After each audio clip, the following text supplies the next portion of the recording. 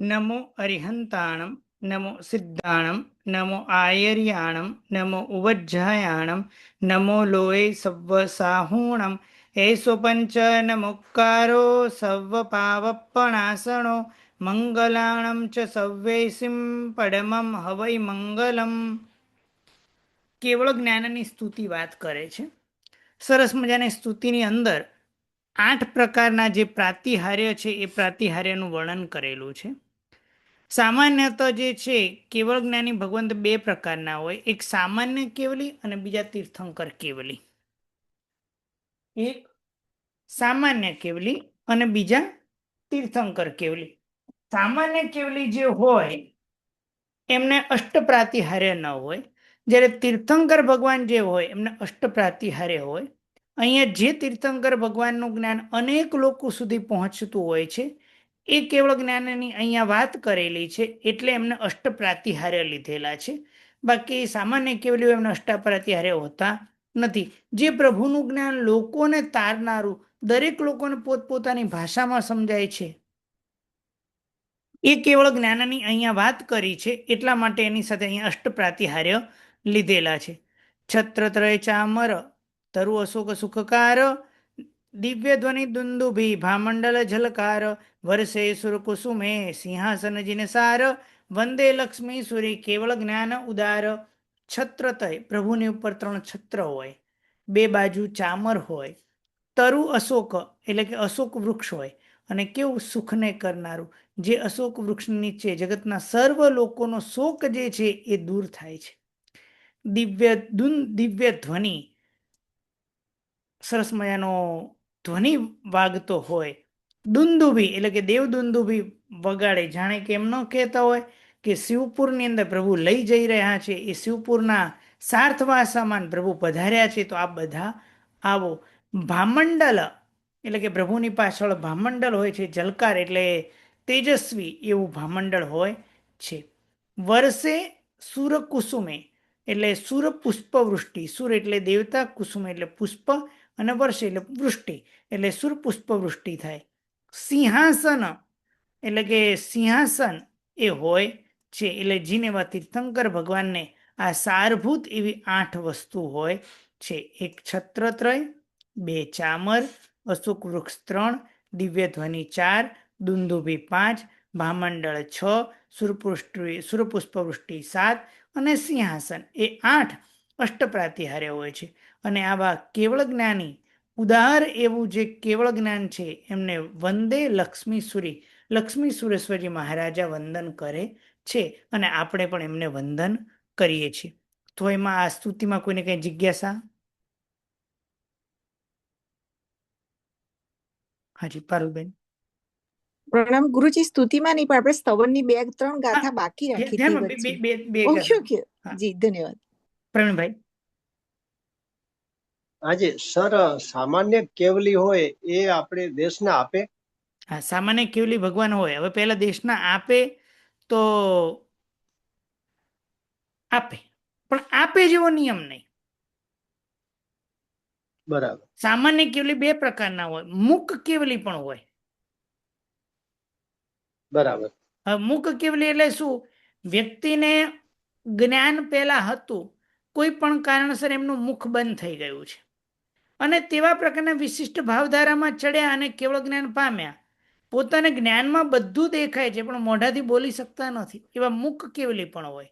અને કેવળ જ્ઞાની ભગવાન અહીંયા પૃથ્વીલોક પર વિચરતા હોય, કોઈ પ્રશ્ન પૂછે તો જવાબ આપે, ન પૂછે તો કાંઈ નહીં. પણ તીર્થંકર પરમાત્મા હોય એ સવાર અને સાંજ 2 ટાઈમ દેશના અવશ્ય આપે. બરાબર. બરાબર છે. કિરણાબેન. હા, પ્રણામ સર. સર, પ્રાતિહાર્ય એટલે શું? પ્રતિહારી એટલે છડીદાર. છડીદાર હોય રાજાની સાથે સાથે રહે, એમ આ પ્રાતિહાર્ય એની સાથે રહે. પરમાત્મા જ્યાં જ્યાં વિચરે કેવળ જ્ઞાન પામે, સાથે ને સાથે રહે, તેને કહેવાય પ્રાતિહાર્ય. ઓકે. સ્નેહલબેન. પ્રણામ સર. જેમ તીર્થંકર પરમાત્માને કેવળ જ્ઞાન થાય તો દેવો સમાવ શરણ રચે, તો સામાન્ય કેવડીને જયારે કેવળ જ્ઞાન થાય ત્યારે દેવો સમાવ શરણ રચે? ના. એવું ને જરૂરી, પહેલા તો જો તીર્થંકર ભગવાનને કેવળ જ્ઞાન થાય ત્યારે દેવો ફરજિયાત આવે જ. હા સામાન્ય કેવલી ભગવાન જે હોય એમને કેવળ હા જ્ઞાન થાય તો દેવો આવે જ એવું જરૂરી નહીં. અને એના તો માટે એનું હાજી એનું એવું શું પ્રમાણ કે કોકમાં આવે ને કોકમાં ના આવે એમ? એ તો હવે એવું છે, એમને હવે એમનું પુણ્ય હું પાઠ રાખું તો બધા આવે, ખરા ના આવે, કઈ નક્કી ના હોય. એટલે એમનું પુણ્ય ઉપર આધાર એવું ખરું? એ એમનું વિશિષ્ટ પુણ્ય છે તીર્થંકર ભગવાનનું કે ભાઈ દેવો ખેંચાઈને આવે જ, કારણ કે એમને પૂજાતિશય, એમનો અતિશય છે કે એમનો દેવો આવે જ. હવે આપણું અને સામાન્ય ના કેવલીનું ના, સામાન્ય કેવલીઓમાં કોકમાં આવે ને કોકમાં ના આવે, તો જેનામાં આવે એ એનું વિશિષ્ટ પુણ્ય ગણાય? હા, એ પણ પુણ્ય હોય ખરું, પણ એનાથી એમને કોઈ ફેર ન હોય. હા, એમને કોઈ ફેર ના. અને જેનું ધારો કે સમાવસરણ રચ્યું નહીં, દેવોએ સમોસણ ના, એટલે સામાન્ય સમોસણ જેવું રચાય, પણ એવું રચે, સમોસણ જેમ બધું હોય, સમોસણમાં જેમ અચ્છા, દરેકને પોતપોતાની હમ ભાષામાં સમજાય એવું બધું ના હોય. એવું બધું એ ના જો હોય. પેલા કેવલી શું ભગવાન કે છે હવે? ગુજરાતીમાં બોલે તો ગુજરાતી વાળાને ખબર પડે, પછી મરાઠી વાળાને ખબર ન પડે. બરાબર બરાબર, ઓકે ઓકે, હા હા, બરાબર. ચાલે, પ્રણામ. પારુલબેન.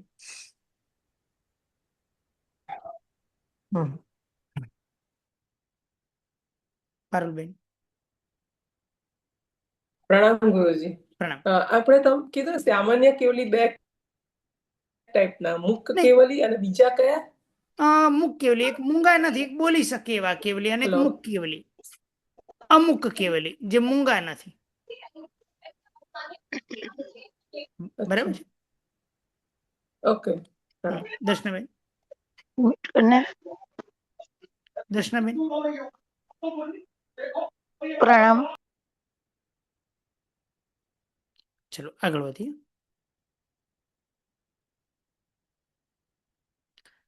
બહિર આત્મ ત્યાગે કરી અંતર આત્મ રૂપ, અનુભવી જે પરમાત્મા ભેદ એક જ ચિદ રૂપ, પુરુષોત્તમ પરમેશ્વરો પરમાનંદ ઉપયોગ, જાણે દેખે સર્વને સ્વરૂપ રમણ સુખ ભોગ, ગુણ પર્યાય અનંતતા જાણે સગળા દ્રવ્ય, કાલત્રય વેદી જીનંદ ભાષિત ભવ્યા ભવ્ય, અલોક અનંતો લોકમાં થાપે જે હસમથ, આત્મ એક પ્રદેશમાં વીર્ય અનંત પસથ, કેવલ દંસણ નાણનો ચિદાનંદ ઘન તેજ, જ્ઞાન પંચમી દિન પૂજીએ વિજય લક્ષ્મી સુબહેજ.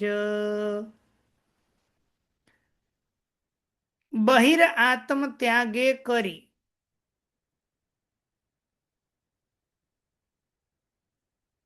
નિકિતાબેન, વિશેષ કોઈ જિજ્ઞાસા? બહિર આત્મ ત્યાગે કરી અંતર આત્મ રૂપ. સામાન્યથી આત્મા છે, આપણે એમ બોલીએ બહિરાત્મા અને અંતરાત્મા. બહિરાત્મા એટલે શું? જેને પૂતગલ ભાવનો ખૂબ આકર્ષણ હોય, એ બહિરાત્મા છે. જેમાં પૂતગલની પ્રધાનતા હોય, શરીરની પ્રધાનતા હોય, જેમાં મોજ શોખની પ્રધાનતા છે, બહિરાત્મ છે. બીજો છે અંતરાત્મ, જેને પૂતગલ તરફનું આકર્ષણ જે છે, એ પૂતગલ તરફનું આકર્ષણ જેનું દૂર થઈ ગયેલું છે. હવે આત્મ સ્વરૂપની ખોજમાં છે, જેને આત્મા તરફ ધ્યાન છે, એને અંતરાત્મા કહી શકાય. અને એનાથી ઉપર કહી શકાય એક પરમાત્મા છે, જે વાસ્તવિક સ્વરૂપ કેવળ જ્ઞાનનું જેને પ્રાપ્ત થયેલું છે, મોહનીય કર્મ નષ્ટ કરી દીધો છે, હવે કોઈ ભેદ રહ્યો નથી, એવો જીવ, તેને કહેવાય પરમાત્મા. એટલે બહિર આત્માનો ત્યાગ કરી અંતર આત્મ સ્વરૂપ, પેલા બહિર આત્મા સ્વરૂપ હતો, એ અનાદિકાળથી એ જ બહિરાત્માના સ્વરૂપને ભોગવતો હતો જીવ, એનો ભોગવટો કરતો હતો. અને હવે બહિરાત્માનો ત્યાગ કરી હવે અંતર આત્માનો ભોગવટો કરતો હતો, એટલે કે આત્મા તરફનું લક્ષ્ય હતું. અને એ અંતર આત્મા સ્વરૂપને પણ જે અનુભવી હવે જે પરમાત્મા બન્યા છે, જે મોક્ષમાં ગયા છે, કાં તો હવે કેવળ જ્ઞાન પામ્યા છે, અને હવે ભેદ એક જ ચિદરૂપ. હવે એક જ ભેદ છે, કયો? માત્ર આત્મ સ્વરૂપ. કારણ કે અત્યારમાં દાખલા તરીકે આપણે બધા જિજ્ઞાસુઓ ભેગા થયેલા છે, પણ બધાની જ્ઞાનની કોટી જુદી જુદી છે, જ્ઞાનની અપેક્ષા બધાની જુદી જુદી છે. એટલે કહેશો કે આ જુદા જ્ઞાનવાળો, આ જુદા જ્ઞાનવાળો, આ જુદા જ્ઞાનવાળો.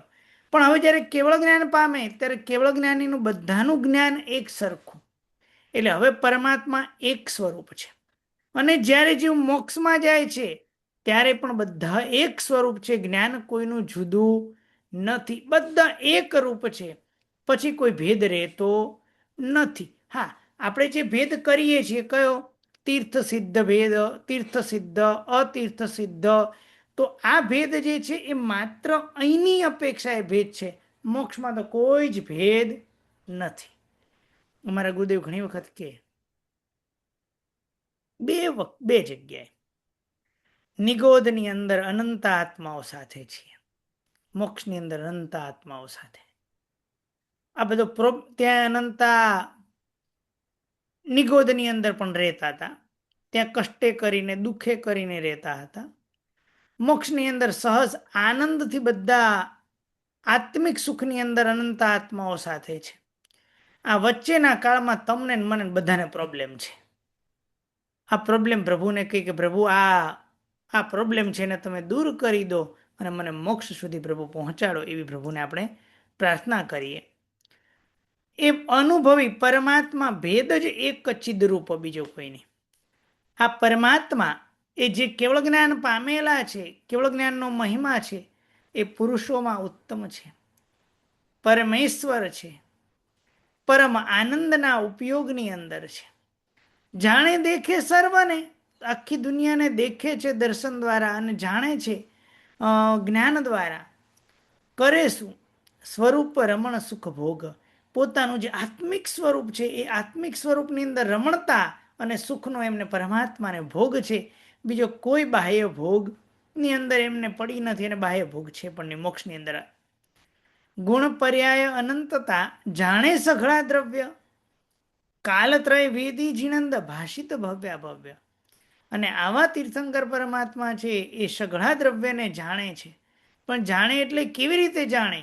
ગુણ પર્યાય અનંતતા, એના ગુણ, એના પર્યાય, એકની અનંતા એવા ગુણ અને અનંતા એવા પર્યાયોને જાણે છે સઘળા દ્રવ્યના. એટલે કેવળ જ્ઞાનીનો વિષય શું? તો કે સર્વ દ્રવ્ય, ક્ષેત્ર, કાળ અને ભાવને એકી સાથે જાણે. એટલે દ્રવ્યથી આપણને કીધું સઘળા દ્રવ્ય, કાળથી કીધું કાલત્રય વેદી, બરાબર છે. પર્યાયથી તો કે ગુણ પર્યાય અનંતતા, ભાષિત ભવ્ય ભવ્ય. ક્ષેત્ર લખ્યું નથી પણ સર્વ ક્ષેત્રના ભાષિત ભવ્ય ભવ્ય. ભવ્ય અને અભવ્યને પરમાત્મા કહે છે. ભવ્ય અને અભવ્યના ભાવોને પોતે પરમાત્મા જાણે છે અને કહે પણ છે. પરમાત્માની તાકાત કેટલી! અલોક અનંતો લોકમાં થાપે જેહ સમર્થ, આત્મ એક પ્રદેશમાં વીર્ય અનંત પસત્થ.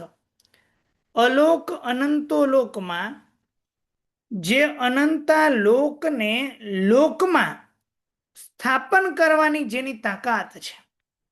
તાકાત કેટલી છે? જે અલોક લોક છે એ આખા અલોકને, અનંતો એવો અલોકને લોકમાં ટ્રાન્સફર કરવાની જેનું સમર્થ છે, સામર્થ્ય છે, તાકાત છે, પણ કરવાના નથી ક્યારે. આ સામર્થતાની વાત છે. દાખલા તરીકે આમાં હું કહું, કોઈ એકદમ હઠ્ઠાકટ્ટા વ્યક્તિ હોય, મજબૂત હોય, એ કોઈ એમ કે ભાઈ પ્રિયંકભાઈ મારવાની તાકાત ખરી? તો કે ભાઈ તાકાત નહીં, મારવાની ઉપાડીને ફેંકી દેવી તાકાત, પણ કરે નહીં, કરવાના નથી. આ માત્ર તાકાતનું વર્ણન છે કે કેટલી તાકાત. તો કે એક તાકાત શેમાં? એક આત્મપ્રદેશ. આત્મપ્રદેશો અસંખ્યાતા છે. ખાલી એક આત્મપ્રદેશની વાત કરે તો એક પ્રદેશનું વીર્ય એટલે તાકાત, અનંત વીર્યનું પ્રશસ્ત, સારા એવા વીર્યની આટલી તાકાત છે, કરતા નથી. કેવળ દંસણ નાણનો ચિદાનંદ ઘન તેજ, જ્ઞાન પંચમી દિન પૂજીએ વિજયલક્ષ્મી શુભહેજ. કેવળ દંસણ નાણનો આપણો આત્મા કેવો છે? ઘન તેજ, એકદમ ઘાટો તેજ છે. કોનું? તો કે કેવળ દર્શન અને જ્ઞાનનો. ચિદાનંદ એટલે આત્મા. આપણો આત્મા કેવો છે? કેવળ દર્શન જ્ઞાનનો ઘન તેજ એવો આપણો ચિદાનંદ એવો આત્મા છે. અને આવા આત્માને શું કરવાનું? તો જ્ઞાન પંચમી દિન પૂજીએ. જ્ઞાન પાંચમનો દિવસ છે તો જ્ઞાન પાંચમના દિવસે એની આપણે પૂજા કરીએ. વિજયલક્ષ્મી શુભ હેજ, કલ્યાણરૂપી જે વિજયલક્ષ્મીને માટે કરી અને આપણે જ્ઞાન પંચમીના દિવસે આ કેવળ જ્ઞાન સ્વરૂપ, કેવળ જ્ઞાન અને દર્શનનો જે ઘન તેજ સ્વરૂપ આપણા આત્મા છે એ આત્માને આપણે શું કરીએ? તો કે પૂજા કરીએ. આ 5 જ્ઞાનની પૂજા કરીએ. અને અહીંયા વિજયલક્ષ્મી એટલે લક્ષ્મી સુરેશ્વરજી મહારાજનું નામ પણ આવી ગયું. આ પ્રમાણે આપણે દુહાના અર્થ થયા. આમાં કોઈને કઈ જિજ્ઞાસા? હેતલબેન, પારુલબેન. પ્રણામ ગુરુજી. 2-3 શબ્દના અર્થમાં ખબર ના પડી. એક તો બોલો. ચિદ્રૂપ, ચિદ્રૂપ એટલે શું લેવાનું? ચિદ્રૂપ, હા, અનુભવી જે પરમાત્મા ભેદ એક જ ચિદરૂપ, જ્ઞાન રૂપ એક જ ભેદ છે, બીજો કોઈ ભેદ નથી. ચિદ એટલે જ્ઞાન. ચિદ એટલે જ્ઞાન. પછી વેદી જીણન કીધું ને, ક્યાં? એના પછી કાલત્રય વેદી જીણન, એના પછી આગળ હા, બરોબર. કાલત્રય વેદી, વેદી એટલે જાણનાર. 3 કાળને વેદી, વેદી એટલે જાણનાર, 3 કાળને જાણનાર. બરાબર. અને પછી એમાં જ આગળ ભાષિત ભવ્ય, ભવ્ય ભવ્ય એટલે તો ભવ્ય ને અભવ્ય, પણ ભાષિત ભાષિત એટલે કહે, કહે. 3 કાળને જાણનારા પરમાત્મા એ ભવ્ય અને અભવ્યને કહે અથવા ભવ્ય અને અભવ્યનું સ્વરૂપ કહે. હા. અને છેક છેલ્લે વિજયલક્ષ્મી શુભ હેજ, હેજ એટલે શું કહ્યું ગુરુજી? હેજ એટલે શું? હેજ એટલે માટે. ઓ માટે. હા. અને પસત એટલે પ્રશસ્ત કીધું ને આપે? પ્રશસ્ત એટલે સારું, અનંત એવું સારું. અનંત વીર્ય પણ. હા, કારણ કે આપણી પાસે સારું તાકાત હોય પછી 2 જણને પાડી નાખીએ.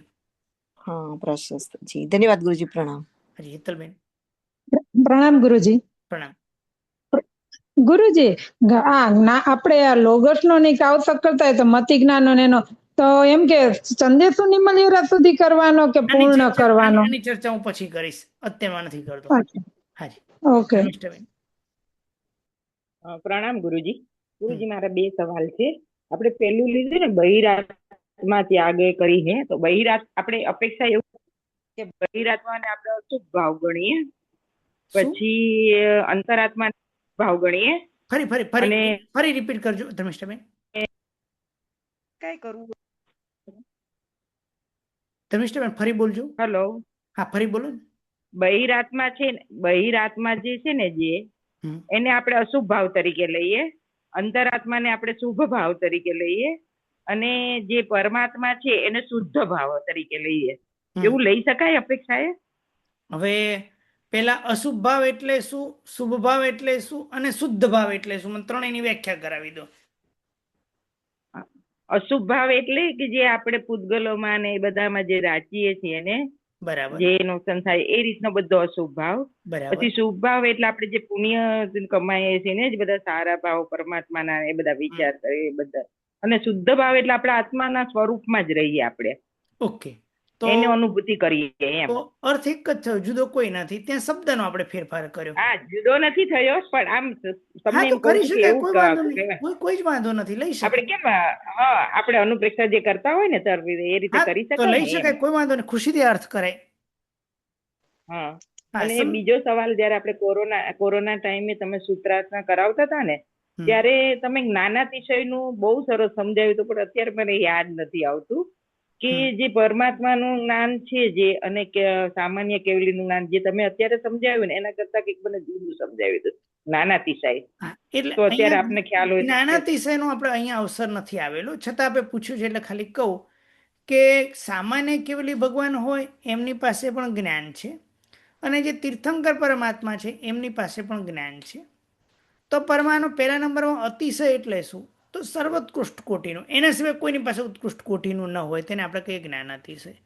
તો હવે આપણને ફરી પાછી જિજ્ઞાસા થશે કે ભાઈ સામાન્ય કેવલી એમની પાસે પણ કેવળ જ્ઞાન છે, તીર્થંકર ભગવાન છે એમની પાસે પણ કેવળ જ્ઞાન છે, જ્ઞાનમાં તો બંનેનું સરખું જ દેખાય છે. તો પછી કેવલી ભગવાનનો જ્ઞાનાતિશય કેમ કહેવાય? એવી આપણને જિજ્ઞાસા થાય.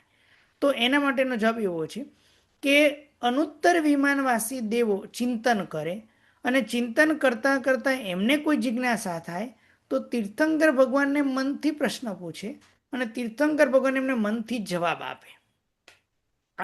મનોપ્રજ્ઞાની મુનિ ભગવાન છે, એમને પણ કોઈ પ્રશ્ન થાય તો એ પણ ભગવાનને મનથી પ્રશ્ન પૂછે અને ભગવાન એમને મનથી જવાબ આપે.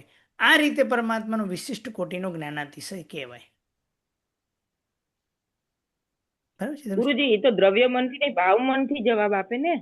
જવાબ આપવાનો થાય દ્રવ્ય મનથી જ આપવાનો હોય, ભાવ મન પરમાત્માને હોતું જ નથી. મિચ્છામિ દુક્કડમ તો એમને મનો ઓલા હોય જ નહીં ને, એ તો ખાલી આમ જ જોઈ નાખે.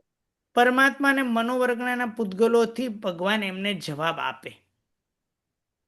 પરમાત્માને ભાવ મનની જરૂર પડતી નથી, પરમાત્માને ભાવ મન હોતું નથી, કારણ કે પરમાત્માને બધું દેખાય જ છે, જણાય જ છે, ત્યાં ભાવ મનની ક્યાં જરૂર પડવાની? ના, એટલે દ્રવ્ય મનથી એટલે આ પૂતગલ ને એ બધું કરવાની ને એવું બધું રચના પૂતગલ, કારણ કે નહીં તો ઓલા જાણશે કેવી રીતે? ધર્મિષ્ઠાબેને કીધું કે હું બોલું તો મારે આમ મોઢું તો હલાવવું પડે ને. જી હા, એટલે કારણ કે એમને એમ તો ધર્મિષ્ઠાબેનને ખબર નહીં પડે, એમ ઓલા જે દેવો જે છે એમને ખબર કેવી રીતના પડશે પ્રભુએ જવાબ શું આપ્યો? એટલે એ ભગવાન દ્રવ્ય મન એટલે કે મનોવર્ગના પૂતગલો છોડે અને એને જોઈને એમને ખ્યાલ આવી જાય.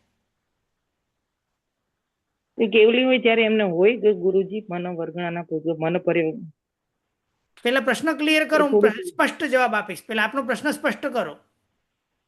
એ કેવલી ભગવંત કેવલ જ્ઞાન પામ્યા હોય પછી આ મનોપરિજ્ઞાન હોઈ શકે એમને? મને મનોપરિજ્ઞાન પૂછો છો કે દ્રવ્ય મન પૂછો? એટલે મને એવું છે કે મનોપરિજ્ઞાન હોય ને એ જ આ પૂતગલો છોડી શકે, બાકી ના છોડી શકે. હું છોડું છું એવું હું સમજી રહ્યો. અરે હું છોડું રહો નહીં. હું તમે મને પ્રશ્ન પૂછો, હું વિચારું છું, વિચારીને જવાબ આપું છું. એ તો કરી શકે. હા, તો હું જ કરું છું તો ભાઈ ભગવાન કરે ને મનોપરિજ્ઞાન કરે, એમાં શું ભેદ વાંધો છે? હું એ કરું, મનોપરિજ્ઞાની કરે, મારો છોકરો એ કરે છે, મનોવર્ગના પૂતગલો ગ્રહણ કરે છોડે છે, તમે કરો છો, તેમાં કઈ મનોપ્રજ્ઞાની જરૂર ના પડે કઈ.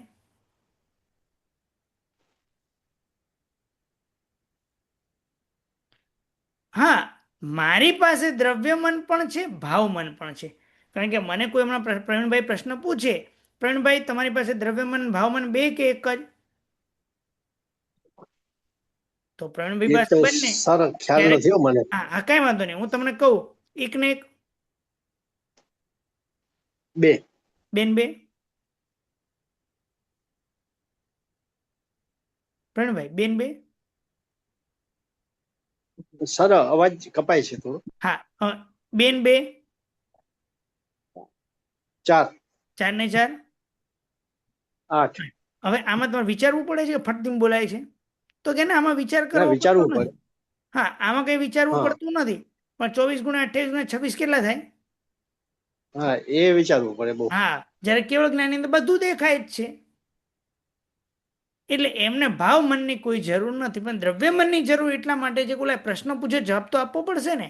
એટલે પરમાત્મા દ્રવ્ય મનથી જવાબ આપી દે ને ઓલો દ્રવ્ય મન એટલે મનોવર્ગના પૂતગલો ગ્રહણ કરી અને એને છોડે વિચાર રૂપે અને ઓલો જાણી લે. અનુત્તર વિમાનવાસી દેવ છે, મનોપ્રજ્ઞા મુનિ ભગવાન છે, જાણી લે કે આ પરમાત્મા તરફથી આ જવાબ મને મળ્યો. બરાબર પ્રવીણભાઈ? જી સર. સર, તીર્થંકર પરમાત્મા પોતાનું આયુષ્ય વધારતા નથી, પણ એમની શક્તિ ખરી વધારવાની એમ? જો શક્તિ હંમેશા છે ને જે સ્વરૂપ હોય ને એમ જ શક્તિ હોય, સ્વરૂપમાંથી વિભાવ કરવાની શક્તિ ક્યારે કરે નહીં અને ચેષ્ટા કરે નહીં.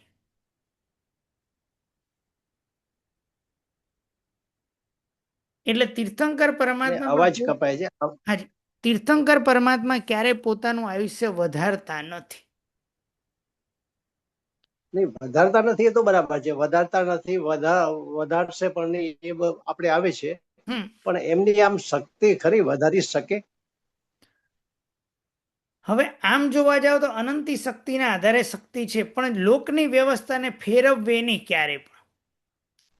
એટલે ફેરવે નહીં, કારણ કે ઇન્દ્ર મહારાજા જયારે એમને કે છે, કારણ કે ઇન્દ્ર મહારાજા જેવા તેવા નથી, એ પણ અવધિ જ્ઞાની છે, તો જ એવું પ્રશ્ન પૂછે ને, એટલે એમને પેલું એ કે ને આપનું આયુષ્ય વધારો, જો વધારી શકતા હોય તો જ એ કે ને. આમ ના, વધારી શકતા હોય તો કેવું જરૂરી નથી. વિનંતી રૂપે હોઈ શકે છે.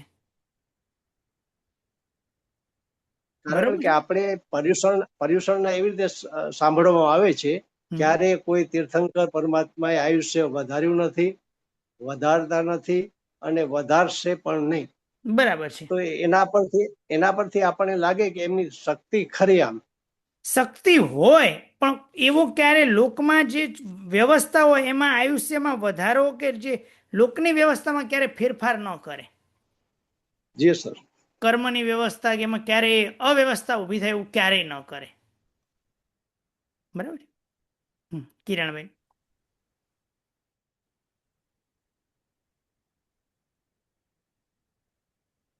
પારુલબેન. પ્રણામ ગુરુજી, મારો જવાબ આવી ગયો.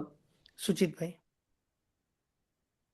પ્રણામ ગુરુદેવ. એક જિજ્ઞાસા હતી કે આપણે દ્રવ્ય મન હોય, હવે આપણે બે કેવલી ભગવાન તેના સમજીએ કે સાધારણ કેવલી ભગવાન અને ઉત્કૃષ્ટ જે કેવલી ભગવાન છે. તો દ્રવ્ય મન છે એ ખાલી ઉત્કૃષ્ટ કેવલી ભગવાન ને જોઈ અને સાધારણ કેવલી ભગવાન ને ના હોય એવી જિજ્ઞાસા થઈ. ના, એમને દ્રવ્ય મન જે છે ને એ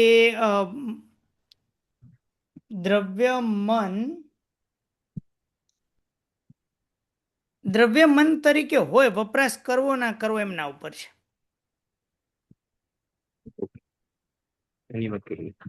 હાજી. શીતલબેન. કિરણાબેન. પ્રણામ સર. સર, આપણે હમણાં જે વાત કરી તો કેવડી ભગવાન જે સામાન્ય કેવડી હોય તે અનુત્તરવાસી વગેરે જે દેવો હોય તે લોકો એમને પ્રશ્ન ના પૂછી શકે, એમને પ્રશ્ન પૂછે ને જવાબ આપે નહીં. અચ્છા. અને સર બીજો એક થોડુંક ક્વેશ્ચન હતો એમ કે આપણે કેવળ જ્ઞાન અને કેવળ દર્શનમાં જે ભેદ રેખા કરી હોય કે સમજાવવું હોય તો કેવી રીતે કહેવાનું? કેમ કે સમય બદલાશે કે પહેલા સમયે કેવળ જ્ઞાન અને બીજા સમયે કેવળ દર્શન, સમયાંતરે ઉપયોગ બદલાતો જાય. તો સર પેલા સમય કેવળ જ્ઞાન થાય એટલે એનો મતલબ શું સમજવું કે પેલા કેવળ જ્ઞાન એટલે પદાર્થોને જોશે અને કેવળ દર્શન એટલે પછી જાણશે કે કેવી રીતે લેવાનું? એટલે પહેલા સમયે કેવળ જ્ઞાનનો ઉપયોગ હોય, બીજા સમયે કેવળ દર્શન, જ્ઞાન દર્શન એમ સમયાંતરે કન્ટિન્યુ ઉપયોગ ચાલુ હોય. તો સર વિશેષ સામાન્ય એવી રીતે સામાન્ય વિશેષ એમાં ચાલ્યા કરે. અચ્છા સર. તો એટલે પણ સર એને આપણે સમજાવવું હોય ને તો મને એ ફાવતું નથી કે કેવી રીતે નહીં, તમને મને બે માંથી કે નહીં સમજાય. જી સર. પ્રણામ સર. કિરણાબેન. પ્રણામ સર. સર, ચોથા દોહામાં છેલ્લી લાઈન છે ને, એક પ્રદેશ એક આત્મા. એક આત્મ પ્રદેશમાં અનંતુ વીર્યનું પ્રશસ્ત એવું અનંતુ વીર્ય હોય છે. એક આત્મામાં. આત્માના અસંખ્યાત પ્રદેશો છે પણ ખાલી એક પ્રદેશમાં પણ આટલી તાકાત છે તો અસંખ્યાત પ્રદેશની તાકાત કેટલી હોય? ઘણી બધી હોય. ઓકે, બરાબર છે. હા.